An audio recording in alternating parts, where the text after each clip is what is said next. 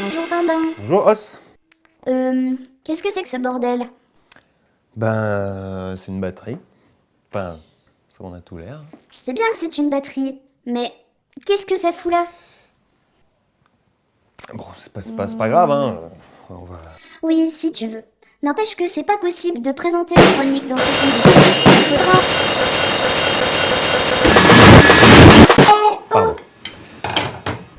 Nous nous étions quittés la dernière fois sur une large ouverture dans le milieu fascinant de la musique bruitiste. Continuons alors notre petite escapade.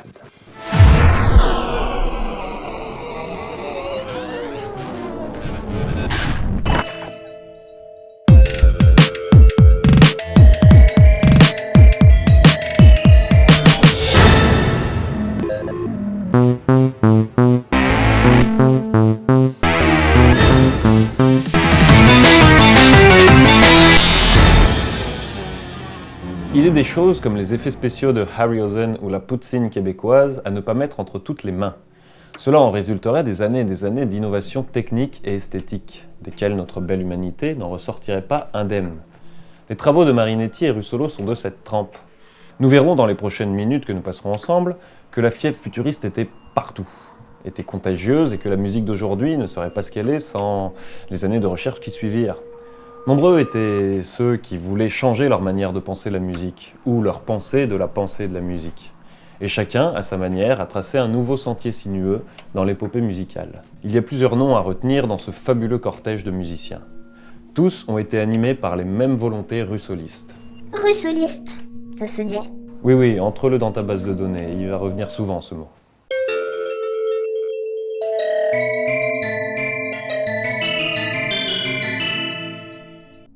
Nombreux ont été les utilisateurs d'outils mécaniques ou d'objets quotidiens. De Edgar Varèse à Yannis Xenakis, on s'intéresse à la nature même des objets sonores qui nous entourent.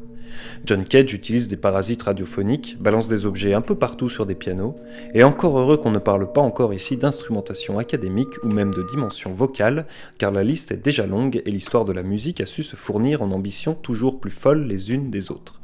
Mais promis, un jour, ce sera fait. L'ambition de ma vie fut de capter ce frémissement, de le faire durer, de le modeler, de le moduler. Une effraction, dérober le son, comme Prométhée avait volé le feu. Alors accrochez-vous, parce qu'on va parler de Pierre Schaeffer, et Pierre Schaeffer, c'est pas de la tarte.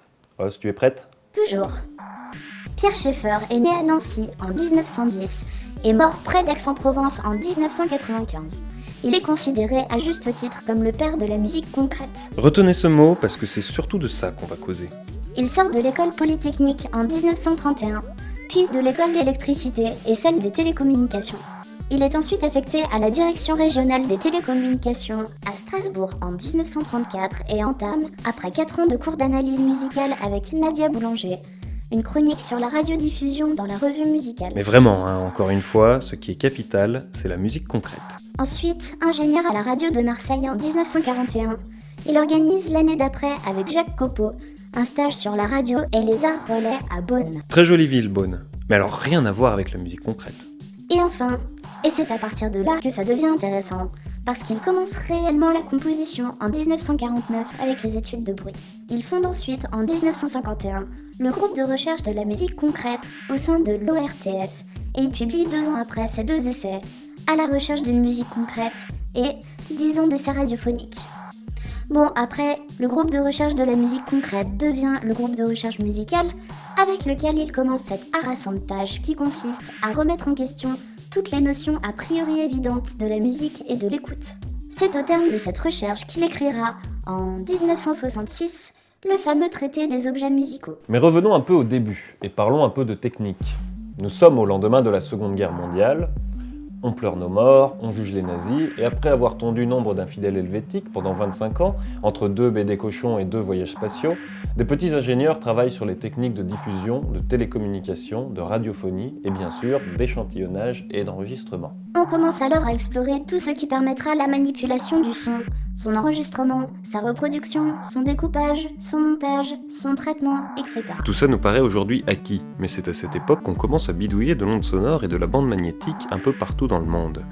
En France, avec l'équipe de Schaeffer et Henry, en Allemagne avec Fedinger, aux States avec Raymond Scott et le couple Barron, et en Angleterre avec le BBC Radiophonic Workshop, contenant entre autres l'atmosphérique Delia Derbyshire, la prestigieuse Daphne Oram, et bien sûr l'effrayant Brian Hodgson.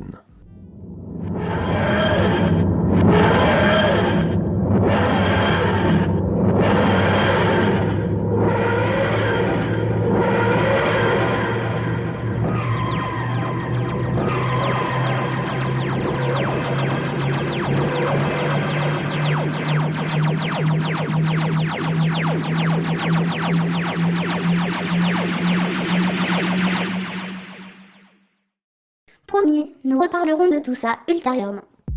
J'adore cette époque. C'est une époque où musique électronique rime avec laboratoire et où un VST pesait 400 kg et fonctionnait au gaz. Et quand les producteurs électroniciens gonflés à l'osmose sont atteints de la douce et pernicieuse maladie du copiste qui enlace ses sujets dans la moite captivité inféconde de ses désirs d'uniformité, alors ils peuvent ranger leur massive et leur silent, car ici, on va parler d'inventivité et de création.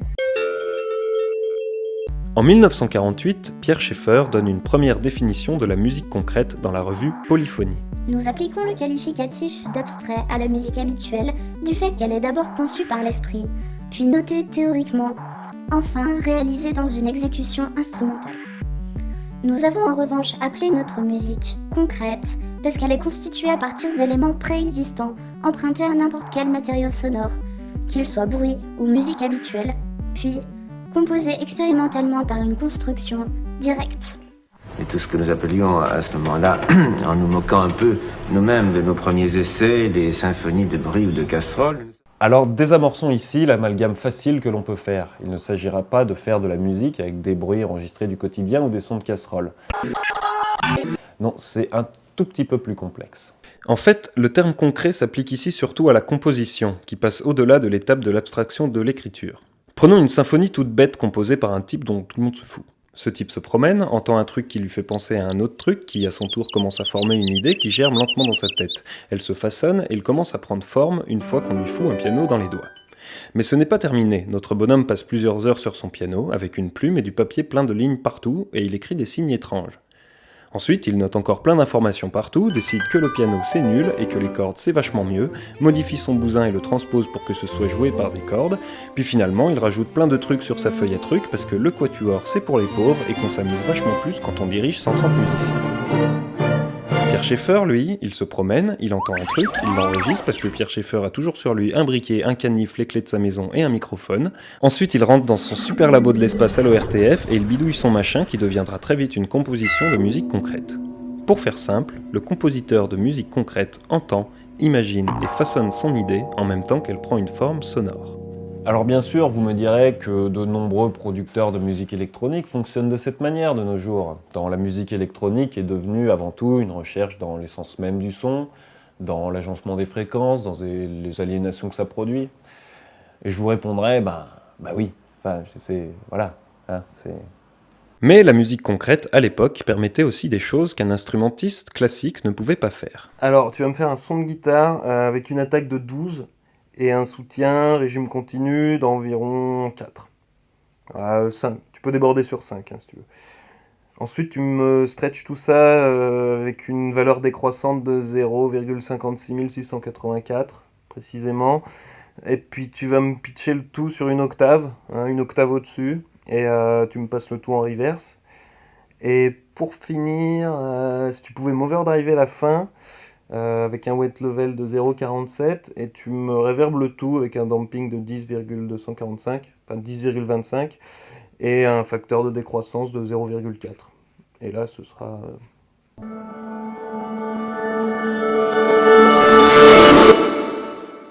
Schaeffer disait Un son concret, c'est par exemple un son de violon, mais considéré dans toutes ses qualités sensibles et pas seulement dans ses qualités abstraites qui sont notées sur la partition. Dans mon esprit, le terme concret veut dire qu'on envisageait tous les sons, non pas en se référant aux notes de la partition, mais en rapport avec toutes les qualités qu'ils contenaient. De là, et on s'en rendra vite compte à l'ORTF et dans les années qui suivront, la prise de son, l'enregistrement et l'échantillonnage prend toute son importance. N'oubliez pas qu'avec un même violon et 2 enregistrements et mixages différents, je peux produire ce son-là et ce son-là. Le musicien de musique concrète est alors en constant dialogue avec son matériau, comme un genre d'alchimiste. Il fait ce qu'il veut, il s'arrête quand il veut, et une fois que l'œuvre est terminée, elle est figée, il n'est plus besoin d'interprète. Ou alors à la limite juste un gars qui appuie sur play. Bon, mais c'est bien gentil tout ça. Mais quand est-ce qu'on écoute un peu ce que ça donne ? Ah, patience, mon fidèle androïde cathodique, patience. Tout ce travail ne se faisait pas seul et spontanément. Schaeffer devait avant tout structurer le domaine et lister toutes les valeurs sensibles d'un son afin de dresser une phénoménologie de laquelle découlera des notions d'écoute sensible. Tout va bien ? Vous allez voir, c'est super simple.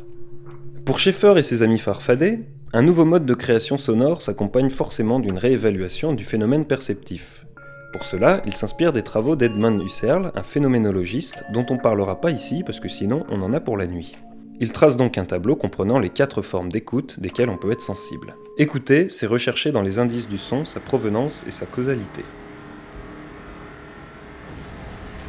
Wow, t'as entendu ? T'as entendu ou pas ? 12 charges de C4. À vue de nez, ça doit être le Parlement. J'imagine.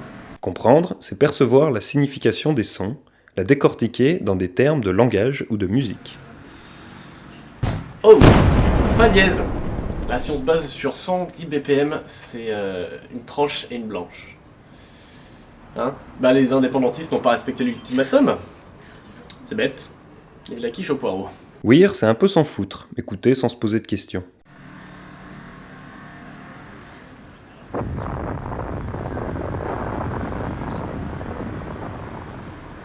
Oui, bah je vais pas réagir à chaque explosion non plus, hein.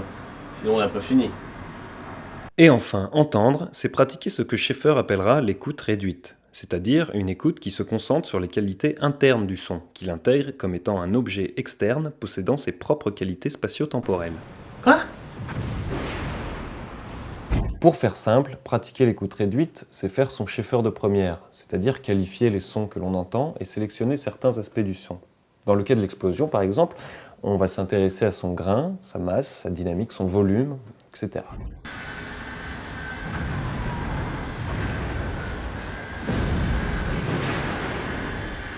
À partir de là, on peut lister, comme je le disais, toutes les valeurs sensibles d'un son. La masse, la dynamique, le timbre harmonique, le profil mélodique, le profil de masse, le grain, l'allure. Et après, il y a une 50aine de sous-catégories, alors on va s'arrêter là. Mais au final, il a fait de la musique le gars ou pas ? J'y viens, 2 secondes.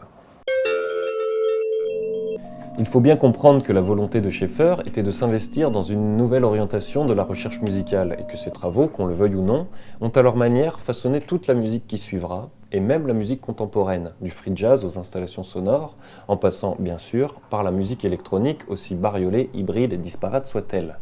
Il parlait du langage des choses, disant sans cesse que les choses ont quelque chose à nous dire. C'était un illuminé, c'est ça ? Il a entendu le chant de Nyarlathotep. Ça l'a rendu dingue. Pas du tout. En fait, il a réalisé par hasard 2 expériences qui l'ont conduit à réfléchir sur leurs conséquences sur le monde sonore. La première était celle du sillon fermé, lorsque, par exemple, l'aiguille d'un tourne-disque saute et rejoue le sillon joué précédemment, ce qui permettait de boucler un son, et dans le même cas, de l'isoler de ce qui se trouve avant et après.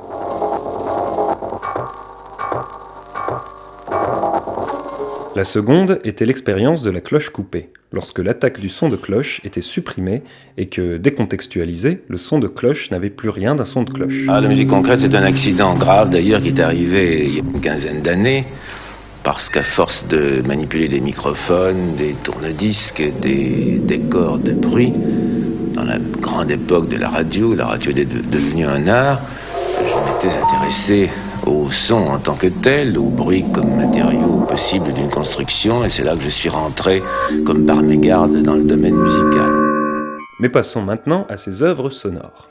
Ah oui, j'avais presque oublié qu'on parlait de musique dans cette émission. Et oui, parce que la musique concrète, Pierre Schaeffer, Schaeffer. Hein ?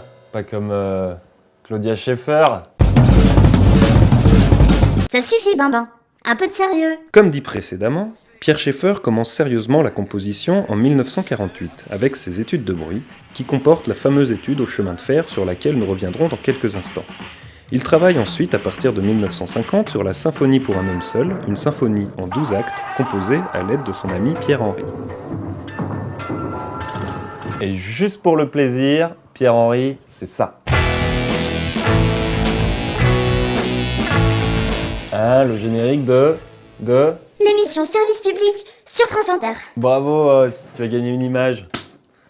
Alors, malgré toute la fulmination intellectuelle dont il a pu faire preuve, tantôt juste et précise, tantôt maladroite, on peut dire que Schaeffer, derrière ses vertueuses extravagances linguistiques, était sacrément productif. Après l'étude de bruit, suivra l'étude aux allures,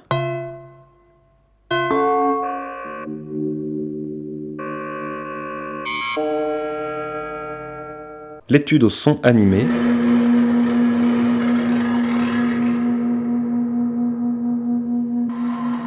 et l'étude aux objets sonores, qui trahissait encore une fois le méritant désir de Schaeffer d'exploration de la matière sonore. Et ce, de manière empirique et basée sur la manipulation de ces objets, comme de manière philosophique et basée sur une mise en lumière des problématiques. Parce que oui, alors que Russolo interprétait le son d'une ville, que Dimitri Shostakovich ou Arthur Honegger tentaient de rendre par l'écriture instrumentale le son d'un train, Pierre Schaeffer fait un petit peu le contraire. Mais à partir de là, on est en droit de se demander, qu'est-ce qu'on écoute ? Est-ce qu'on y entend un train ? Est-ce qu'on y entend une représentation allégorique de la vitesse ou de la modernité ? Est-ce qu'on y entend des sonorités abstraites comme un tumulte inconcevable ?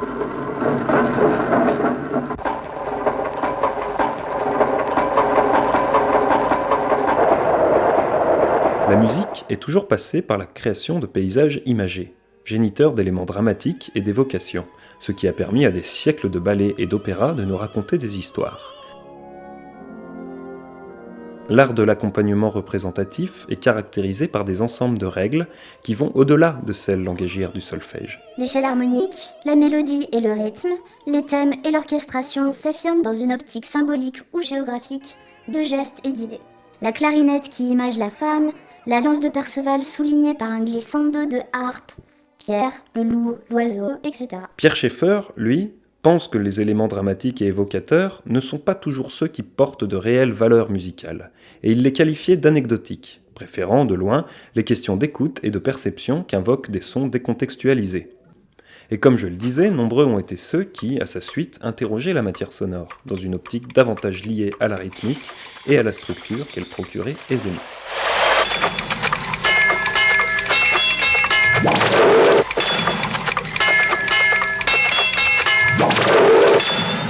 Alors ici, nous ne parlerons pas des problèmes de phénoménologie et de linguistique que Schaeffer a eu du mal à soulever.